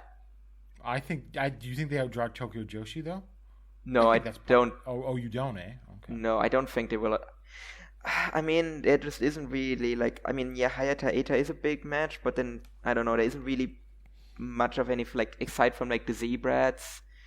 Like, there's 3 matches on the show that I would say have, like, good meat on them that I think can be, like, actual proper drawing matches, but then everything else isn't really. Like, it's definitely doesn't feel like it's Sumo Hall worthy at the very least. I mean, it definitely will draw, like, based on, like, novelty. That it's like, oh, it's a complete junior show in Sumo Hall put on by Noah. I think that will help it. And there's probably going to be, like, a lot of people that will just buy tickets to both shows. Right. But I'm not confident of how much this card by itself will be able to draw. Well, see, I was going to say I would consider 2,000 a success, but now you've maybe sort of questioned that I was maybe a little optimistic on that number. Yeah, I don't even know if actually, like, the second show will actually draw 2,000, to be honest. Like, I think that second show will definitely outdraw the Tokyo Joshi show, because if it doesn't, that's bad. That's actually kind of a disaster. Because just given on where, like, Cyberfight wants to position Noah, like, if it, like, draws less than Tokyo Joshi, which is kind of the third brand, basically, like, that's not great. If the Noah show, if the junior show actually does outdraw Tokyo Joshi, I think that's a massive success. And I think you definitely can count it as a success if it gets close to where the Joshi show was. Okay, so yeah, maybe I should revise things downward on some of my predictions. Because I thought long and hard about this, and I thought, like, they can do 2,500, but you're right, they probably can't. The junior show, no. Like, no. Just if you just look at the card, there just isn't enough meat on the bone. I'm not sure there. There's going to be that many Dragon Gate fans buying tickets for this, because they sort of are on their own thing. Yeah, and I also don't think that they're going to be, like, I mean, maybe they're going to be interested in seeing, like, an Eita, like, big singles match, and, like, see, like, Z-Brats as well. So I think, like, you're definitely going to get, like, some additional tickets being sold Right. to but like it's not Dragon gonna be a Gate fans. stampede of Dragon Gate. No, it's not. Like, it's not gonna be like all the Dragon Gate fans that have never seen No are all of a sudden gonna be like, oh, hey, Eita's in a big singles match, I better buy tickets to this show. But you will still get like a good contingent of Dragon Gate fans at the show. So like, I definitely think it helps. Right. And then we move on to the following day on April 30th for Noah Majestic 2022. And so the opening match on that one, still on opening match sort of junior duty, we got Slex and Kai Fujimura versus Kinya Okada and Yasutaku Yano. That could actually be a really great opener. Yeah. Result isn't really in any doubt, but yeah, it should at least be a lot of fun. And then second match on the show, the obligatory comedy match, Funky Express, King Tani, Mohamed Yone, and Akitoshi Saito versus Manda Busoya, Tadasuke, and Hajime Ohara. I don't know. It'll be one of those matches, right? They're not bad, but they're just repetitive. I mean, you can pretty much just like think of all of the spots that will happen in this match already, and they are going to happen exactly when you expect them to happen. And I mean, it's a Funky Express match. Like, it's gonna be nice opening match fodder. And the following match is one of those get everybody on the show matches. Nosawa, Eita, Tejano Jr., Kotaro Suzuki, and Super Crazy versus Hayata Yoshinari Ogawa, Chris Woodray, Sekiyoshi Yoka, and Yuya Susumu. 10-man tag. Could be good if they work it straight, or it could just descend into a bunch of silliness. I mean, it will probably descend into a bunch of silliness, and I do expect that we will get first challengers for Ogawa and Ridgeway out of this match. Yeah, definitely. And what could be really fun, or a certain wrestler in this could completely totally drag it down, Kazushi Sakuraba and Kendo Kashin versus Masaki Mochizuki and Don Fuji. Yeah, I mean, if we're talking about a guy that like draws in the Dragon Gate fans, Don Fuji. I'm actually really looking forward to Don Fuji. I love him. I mean, how can you not love Don Fuji? I am Don Fuji. Goodbye.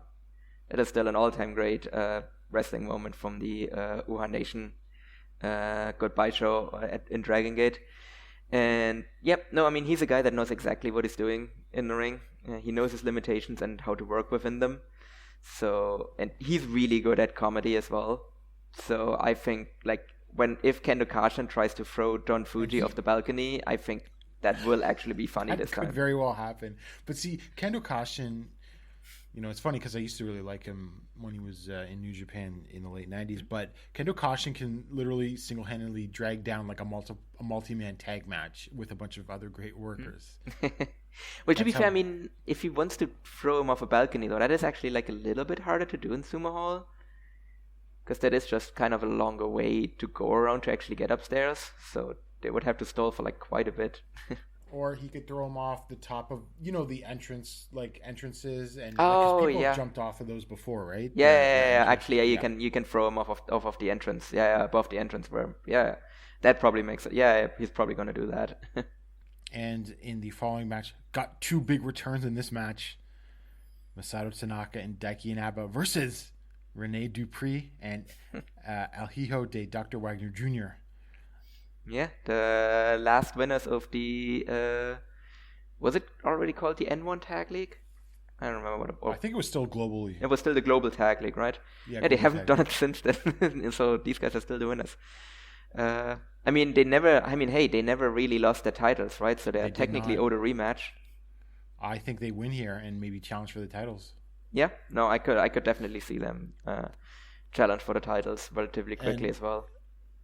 Dupree's wife is Japanese, so he could probably very well likely be staying around for a couple of months. Okay. I was always wondering why he would get booked in Japan so regularly, but so it's like more like a Quiet Storm situation where it's just really like he doesn't actually need a visa because he's married to a Japanese person. Right, but I think he was back in Canada during the pandemic. Yeah.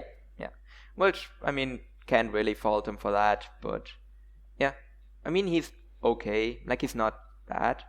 I mean, he's also younger than you think he is because he was just so young during his WWE run. Yeah. Because he was 19 when he was like first on WWE TV.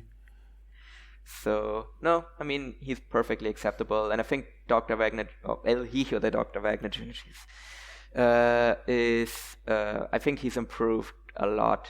Like I think he's actually been helped really like a ton by having this run in Noah. And I haven't really seen him all that much in the last 2 years. So I'm kind of curious if he's kind of stalled out in his development or if he's actually taken another step. I guess it just depends on how much he's been working, and I haven't actually checked that out. So yeah, he could be good. I think probably. I mean, so we'll see. I think they win and they challenge for the whoever wins the tag title matchup. We'll get to next. I'm sure the most eagerly awaited match on the show for many people. Masa Kitamiya versus Michael Elgin. And first of all, I have to say, what are the chances of this match even taking place at this rate? I mean, it could very well happen that Elgin just talks himself out of the booking, as he's wont to do. Because I think that's the biggest thing that Michael Elgin never realized. Like, all of the, he's a piece of shit. But one of the things that Michael Elgin never has realized, that his biggest enemy is not the people, criticizing him, it's himself. And he just keeps talking himself out of jobs by himself. Because he just can't let things go. But, I mean, I'm all in favor if he actually talks himself out of this booking as well. I mean, as for the match itself, there's a wide variety of what could happen here. I mean, Elgin hasn't really wrestled in 2 years. He worked one of those lucha shows on WrestleMania weekend. Oh, really? Yeah. With Psycho Clown, I think. Well, not against it, but it was a tag match. I can't remember who else was in it. Yeah. I mean, to be fair, if I'm not bringing him in, because of all of the stuff that has come out about him. Well, I mean, that's gotten some traction among Japanese fans, but I don't know how widespread it is, right? Because I'm going to be brutally honest here. I don't think international fans are going to be able to get Michael Elgin booted, but I think Japanese fans could if they raise the stink about it. Yeah, absolutely. But I think even aside from all of that, I wouldn't bring him in because even in Japan, it's known that he's just a massive pain in the ass and not a good influence in the locker room as well. Just based on all of the stories. Chances of him and Simon Gotch getting into a fist fight backstage during the show. I mean, it will. There's a very high chance it will happen at some point if they both stick around. Yeah. I could very well just imagine if he has a match of Dragon Bane or Alpha Wolf and that devolving into a shoot as well. That's the reason why would you bring this guy in? There's just so much known stuff of him just being a complete locker room cancer as well. Well, I mean, he's basically, I don't know, all I've ever heard is him getting in arguments with or fights with other foreigners. I've never heard of any issues he's had with Japanese talent. But yeah, that's true. Yeah, because his main issues in New Japan were with Cobb and War Machine. Right. So yeah, who knows? Yeah, I mean that's just kind of a baffling decision to bring him in. If you're outraged at this, and I understand why you are, this man is self-destructive enough that he could be gone very fast. Oh yeah. It could very well be that that's the thing. The match with Kitamiya, that could be a great match, but it could also just devolve into a complete mess as well. So I don't know. Yeah. I don't know if he's complete. The thing is, well, I mean, right? Because he had those other quick brief runs in Japan. I'm not sure he would be so completely unprofessional against another Japanese wrestler. No, yeah, I mean, it's just that because he hasn't worked, and so again, we don't know how rusty he is.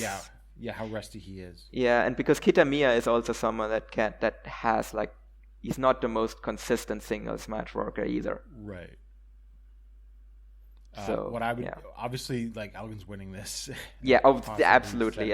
If he doesn't, I'd be shocked if he loses this match. But yeah, which means that we'll have to deal with more Michael Elgin and Noah going forward. Well, until he inevitably screws himself, until he inevitably burns this bridge like he has burned every other bridge with every other promotion he's ever worked with before.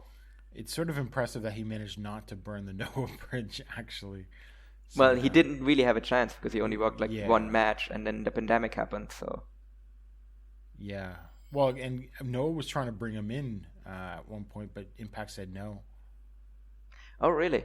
Interesting. Yeah, because it turned out that Elgin was under contract with Impact, and they were just going to let it run out. And then he sued Impact, and then Impact released him. But I think I read they wanted to bring him in a couple of months ago, and Impact wouldn't let it happen. I mean, that might be interesting to think about, like, who X might be, because, like, not to, like, get into that discussion already, but, like, if X, for example, is someone like Eddie Edwards, that's interesting that, like, Impact would be then very willing to let him go to Noah, and, yeah. I think Eddie has a little more leeway. I mean, yeah, for good reason. he works a lot of indie shows. Yeah. But I don't really, at the same time, I don't really think Impact really cares about the Noah relationship as long as they can get New Japan wrestlers. Yeah, that's true. But I think Eddie has been working like a Noah gimmick, basically, and Impact as well. But I don't think it's impossible that it's Eddie, actually, at all. But we'll get to that. So, yeah, I mean, God knows what will happen with this one. Number 7, in another bewildering match for the GHC national title, Masakatsu Funaki versus Simon Gotch. Gotch is not a bad wrestler, but he's not as good as he thinks he is, especially at these sort of styles. Yeah, that sums it up. The shooty, the catch stuff, right? It's not going to be a disaster, but, well, I mean, Funaki doesn't go long, and he works a certain type of match. Like, if this was, like, Sugera versus Gotch, I'd say it could be, like, a 3.5-star match or something. I don't know what this will be, but I would assume Funaki wins this. Yeah, I have, like, zero interest in this match. It's just nothing about it that excites me. It's, like, just out of, like, all of the potential national title matches we could have gotten, this is what we get, Simon Gotch. I am baffled by some of Noah's foreigner choices given the budget they now have. Right? Yeah. Yeah, I mean, it seems like just a random grab bag. Like, okay, Elgin has a record in Japan, and he's popped numbers before. Because when Big Japan brought him in, he actually did a really good number for them. Oh, yeah, I know. I definitely get it from that angle now. So from that perspective, but Gotch makes no sense. No. It just doesn't make any sense. No, like, why bring this guy in now? Timothy Thatcher available? You know, like... Even, Look, here's the thing. I'd take Timothy Thatcher 50 times over Simon Gotch. I love Timothy Thatcher. Give me a Timothy Thatcher Hideki Suzuki tag team and have them, like run roughshod over, like, the tag division for, like, a year. Thank you very much. Now, look, I get there's a lot of... I'm not going to say the indies are completely, like, devoid of talent. And, you know, I think there's a lot of people that are sort of focusing on, if they're not in AEW, getting into AEW. But, again, just, I don't get why it's Simon Gotch. You could still have done better with what's out there. Yeah, no, that this just seems like they just looked at, like, the American indie scene and then just drew a random name out of a hat and were like, guess we're booking Simon Gotch and we're going to put him against Funaki. I wonder if they think he's, like, more of a catch/shooter guy than they... Like he's successfully sort of worked them into thinking that he's this, like, you know, shoot style guy or, like, catch expert. Yeah, that wouldn't shock me. I mean, are they also banking maybe on using the Gotch name as well? Like, that's one thing I'm curious about. Yeah. Where they might try and, like, work fans into thinking that he's, like, related to Karl Gotch. It would not shock me if they said he was his great grandson or something like that. Which, in that case, does he have a chance of winning? No, because I could see actually Elgin taking that title off of Funaki. Yeah, but I don't know. But then why not just put Elgin against Funaki at the show? Like, to build it up to something, because you might be able to pop a decent, like, Korakuen Gate with Elgin versus Funaki. Maybe, but you also want to sell tickets to your big Sumo Hall show. Yeah, but I don't know. It's just very baffling booking. Like, I just don't get it at all, and it's just very uninspiring national title match. Just disappointing. Yeah. And it'll go, like, less than 10 minutes probably. Oh, yeah, no, it definitely won't be long. I mean, if it is, then it's going to be... Because it's also because Gotch is this kind of grappling style. We will, like, get grappling Funaki and not striking Funaki. So that just limits this match as well. And then after that, interesting placement on the card for that national title match, actually, because after that we got Daisuke Harada, Atsushi Kotoge, Yohei, and Junta Miyawaki versus Dragon Bane, Alpha Wolf, Extreme Tiger, and Ninja Mac, in what will no doubt be a spot fest. Yeah, but I mean, that definitely will, like, wake the crowd back up. Is pretty good and solid and grounded, so this actually could be quite good. Yeah. It should be... As I said, this should be a fun spot fest, and that's definitely going to, like, wake the crowd back up after the previous match. I don't know. Definitely has a chance to bring the crowd down a bit. So hopefully this will get people reinvested into the show, and I think it's also like a nice palate cleanser as well. Number 9, Naomichi Marufuji and X versus Kaito Kiyomiya and Yoshiki Inamura. Now, we said Eddie Edwards, which is possible. Mm-hmm. I wouldn't rule it out. And Eddie Edwards did represent himself as Noah in his match against Tomohiro Ishii on WrestleMania weekend on the Impact show. Mm-hmm. So he was playing up that he's still connected to Noah. I could see it. I don't know. Perhaps. I don't... because people were speculating it's Bob Sapp too, which I thought was hilarious. I mean, that's... Yeah. I mean, why frankly, not? It kind of Bob fits. Sapp following Muto into yet another promotion would not be unusual. Yeah. I mean, the thing really with X is because they've been hyping it up so much that it does need to be someone with a name. But the thing is... the biggest name? Hmm? Or what did they say? It's the biggest X ever, yeah. Or the biggest. Did they say he was a former GHC champion? No, I don't think they did that. Okay. They said it's the biggest name X ever. Was also what the Noah Global tweet said as well. So, but again, like the thing is, like you need to find a guy that is. He needs to fit 2 criteria basically. He needs to be a name that warrants all of this hype, but B, he can't be that big that you wouldn't want to put him on the poster to sell tickets, which makes it very hard. It doesn't really leave a lot of people. So, and here's actually an interesting theory. Like, I don't think you've really seen that one, or I don't know if you've seen that one being thrown around. That would be Morishima. And I don't know if that is in any way, shape, or form I've seen possible. that thrown around, but don't you announce Morishima like return match? You would, but I think there is an argument to be made to have this big surprise return and just have this really feel-good moment where Morishima's music hits and just it's this really nice big moment in Sumo Hall. Because, I mean, what they also say that, like, X will be revealed with the theme. Because, again, that leads me to believe that it's a theme that people will recognize. Mm-hmm. So, and the other thing as well is because he's teaming with Marufuji, and they just announced that M's Alliance is back as well. Okay. So, and that, again, like, to me is, like, another indicator that it's probably going to be someone that starts with an M. Muto would be one, but again, Muto I would put on the poster. Muto I would put on the right. I want to use to sell tickets.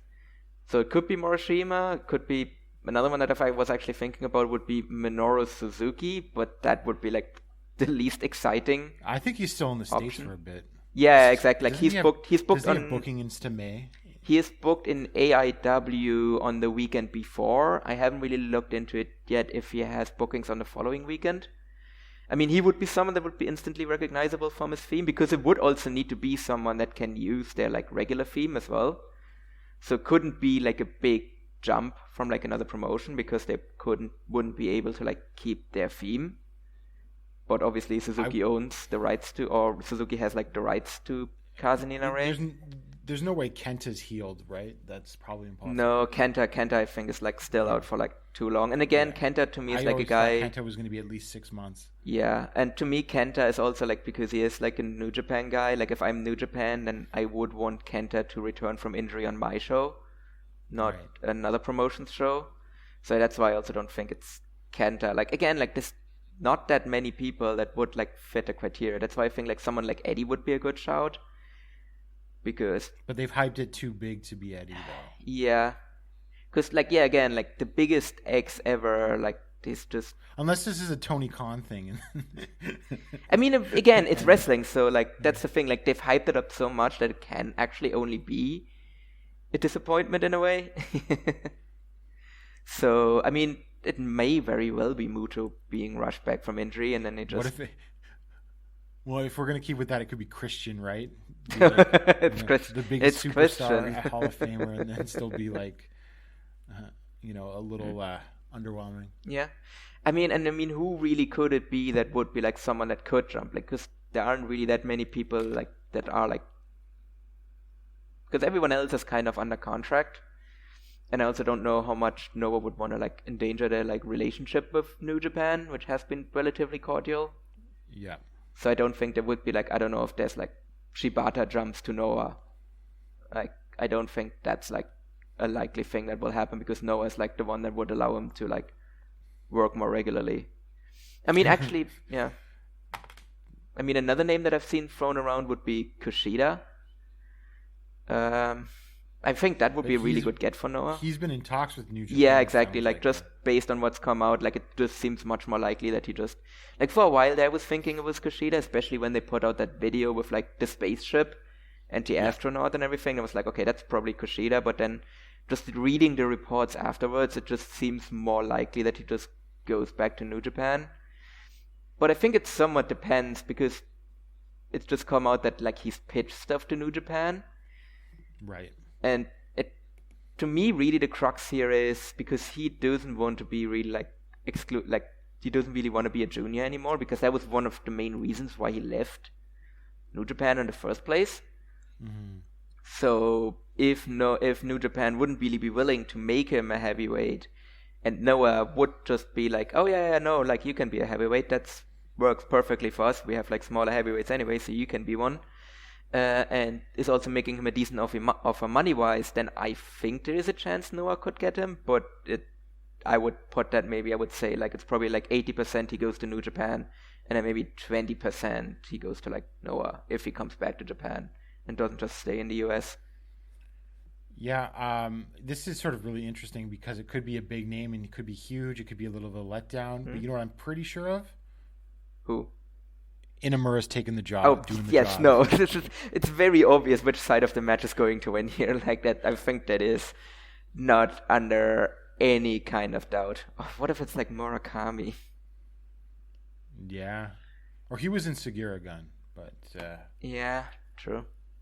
Yeah, because I'm just trying to think. I guess, I don't know. This is... I mean, it is definitely intriguing. It's a lot of fun to speculate, but obviously, like, speculating a lot is also kind of a recipe for setting yourself up to like be disappointed as well. So, but it's definitely the most intriguing part of the show on who actually comes out here. And then our semi-main event is for the GHC Tag Team title. As we mentioned earlier, Sugiura Gun, Takashi Sugiura and Hideki Suzuki versus Keno and Katsuhiko Nakajima. I think we already sort of went over through the sort of scenarios. Mm-hmm. There's a pretty good chance that, Sugiura and Suzuki win, and then Keno and Nakajima begin the Congo breakup. Or, Keno and Nakajima win, because I don't think that's out of the realm of possibility either, especially with the way they book the matches building up to this. So, I'm leaning 60-40 Sugiura and Suzuki retaining, I think. Yeah, I'm probably like 70-30 Sugiura and Hideki retaining. But I think it should be a great match. I think out of everything on the card, this has the highest chance to be like an actual like match of the year contender. For sure. Because you have 4 tremendous workers in there. And all of Sugiura and Suzuki's tag matches have delivered. Yeah. Like, I'm not sure how good Keno and Nakajima are as a tag team, because I don't think they've had that many straight up 2-on-2 tag matches with each other. Not a ton, no. Yeah, so I'm curious like how their chemistry is going to be in a tag match, but I mean, they're good enough to like overcome that they haven't really teamed all that much with each other. And we know that Nakajima is a great tag worker, so I think like there's definitely like super high expectations for this match.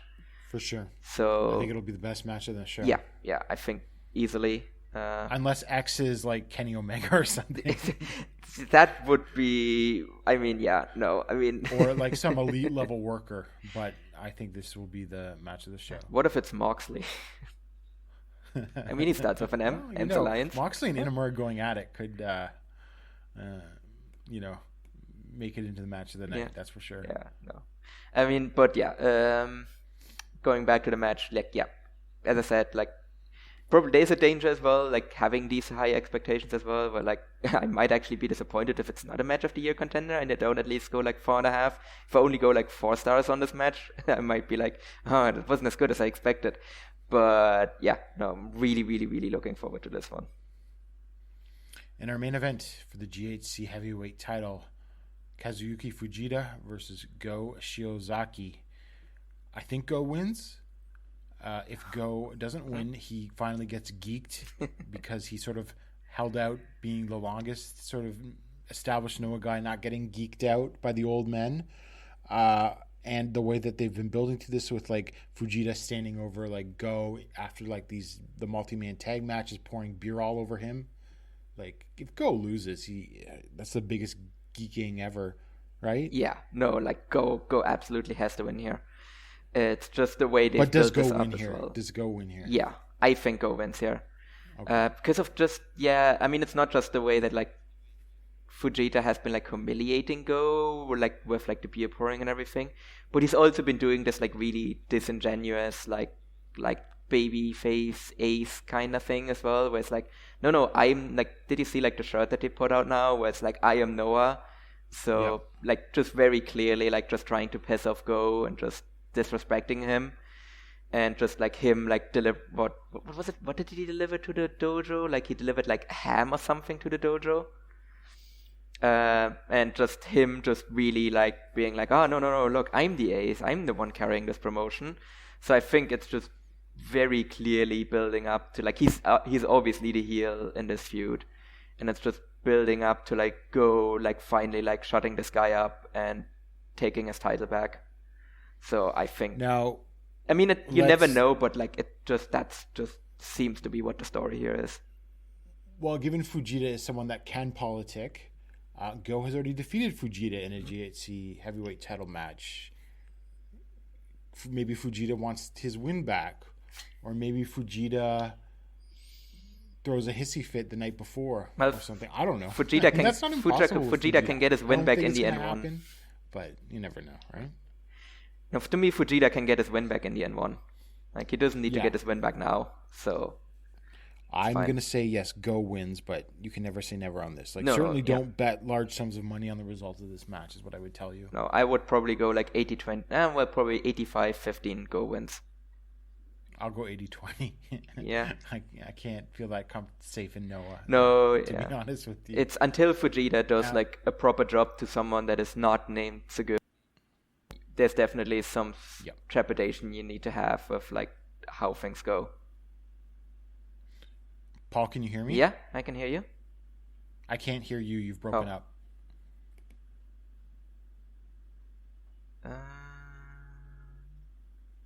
Can't hear you still. Okay. Let me take a look. Let me go out and come back.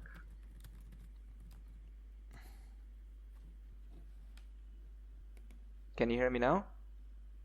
Yeah, okay. I can hear you now. This is the advantage of local recording, so this won't mess that up. I will just have to like edit that section out later. Okay, so we were talking before we got interrupted about Fujita possibly winning. So we hope that doesn't happen. I don't think it's going to happen. So let's get on to the topic of attendance for this show. What do you think is a success? What do you think actually happens? I think 2,000 and above is a success. Anything less than a Tokyo Joshi show is an absolute disaster. Yep. They should draw more than Judgment, shouldn't they? Ideally, yeah. Ideally, they should, but the thing is, like, Takeshita and Endo is like the biggest match DDT could put on.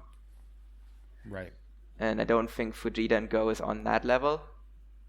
So I'm not like. That's really the thing the thing that I have with these shows is like, I do love that they gave the juniors their own show, but I would definitely say that like if you combine these two shows, or if you just take like the top matches from either show, make that one card, that card definitely has a chance of like outdrawing the DDT show.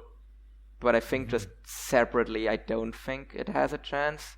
Like I think 2,000 to me, like that's probably like the upper limit. I mean, maybe they should have. Yeah, they should have just done. They should have tried a bigger, like not a bigger, like a Korakuen Hall, because they were starting at like they were doing the N Innovation shows at Yokohama Radiant Hall, which under non-pandemic conditions is what 300 people maybe. Yeah, And then go from that then straight to Sumo Hall is quite a jump. They should have tried Korakuen first, or even Yokohama Budokan or something. Yeah. I think going to Sumo Hall was a bit ambitious. I mean, I like the idea behind it and what they're trying to do with the Noah Juniors. Yeah. No, I definitely applaud like their moxie of like doing this, like, and I wanted to see it succeed. Like, that's the thing as well. Just not sure that based on the cards that they've put forward, how much they're actually going to draw. Yeah, and if it's a disaster, they pull the plug on it. Yeah, exactly. Right? So that's why I really hope that if the junior show draws anywhere near what the heavyweight show draws, regardless of what the heavyweight show draws, then I think that's a success for the junior show. Yeah. And then for the heavyweight show, yeah, it really depends. Like, really the range for me is like somewhere in, I think it will draw somewhere in between the Tokyo Joshi show and the DDT show. I'm going to say ideally, I would call 2,500 a success. Honestly. Oh, 2,500 is a massive success. 2,500, I don't really think it will get there, but I think if it draws that, then this is like a massive, massive success and really good sign for Noah. But I just based on the cards that we have, like, I don't see that happening. Right. Well, we'll have to possibly go from the can draw, can't politic to the can't draw, can't politic square after this. Well, to be fair, I think if they draw more than 2,000, I think then we can definitely leave go in like the can draw category. Yeah, for sure. All right, Paul, any more thoughts on anything that we've covered this week? No, nothing very much. Like, I mean, I seem like a little bit down on no shows, but I'm actually really, really looking forward to them. I am too, and I'm excited about X, to be honest. It could go either way. No, right? I'm just going to be really curious. Like, if it is actually Minoru Suzuki, I'm actually going to be disappointed. That's like the only one that I'm going to be disappointed, because either it's going to be like a really big surprise and a really feel-good moment, or it's just going to be like a really big shit show, and that's at least like something to make fun of. For sure, definitely. And so on our next episode is going to be a big one, because we're going to be covering those two shows and the rest of the Champion Carnival, including the finals. So that will be a big, big episode, quite possibly our biggest ever, given all of what's going on in All Japan and Noah. And so just before we go, I forgot to mention it at the beginning, but you can follow us on Twitter at Emerald FlowShow. And for Paul Vosch, I'm Gerard DeTrollo, and we'll see you in 2 weeks.